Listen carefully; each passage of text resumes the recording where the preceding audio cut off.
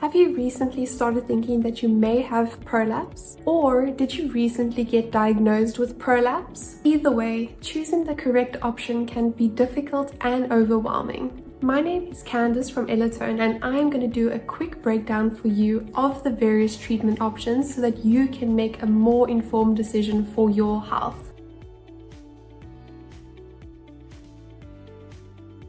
But before we continue, I want to make sure that you have a really good understanding of what prolapse is so that you know how to best treat it.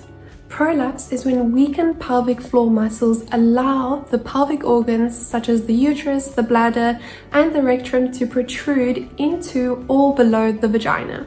Your pelvic floor muscles are like a hammock for these organs, so naturally, if your pelvic floor muscles start to weaken or stretch out, these organs will start to droop down.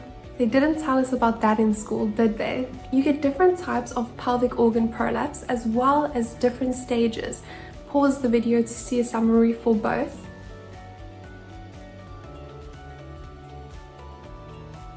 So now that you hopefully have a better understanding of your specific prolapse, let's talk about the different treatment options. So the treatment options do vary depending on the severity of your prolapse. However, we do need to talk about the risk factors for prolapse, which can include obesity, smoking, constipation, and of course, childbirth.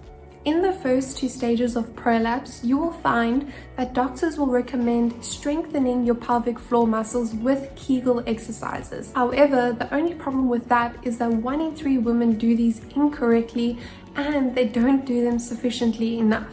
Luckily, pelvic floor therapy devices like ELITONE can help you with this. Stick around to the end to learn more about ELITONE. Besides Kegels, you may be recommended a vaginal device called a pessary. Pessaries are made of silicone and latex and range in shape from a ring for mild prolapse to a cube for more severe prolapse. Pessaries are fitted to the individual and do require periodic removal and cleaning, either at home for mild prolapse or at the doctor's office for more severe prolapse. As a last resort, depending on the diagnosis, women may opt to go for surgery. Some women may do a hysterectomy to remove the uterus so that it no longer protrudes. Other women may need a cystocele or rectocele repair that surgically fixes the protruding bladder or rectum, repositioning it and implanting a supporting material called pelvic mesh surgery. However, this surgery is a controversial surgery and the FDA have banned some types of mesh. I've left a link for you in the description where you can learn more about the complications of vaginal mesh surgery. Lastly, in older patients, they may opt to actually close the vagina. As you can see, there's not a ton of treatment options to choose from. However, there are a handful of options, and that includes some behavior modifications such as losing weight, quitting smoking, and managing constipation. Those behavior modifications, along with maintaining good pelvic health, can prevent your prolapse from worsening.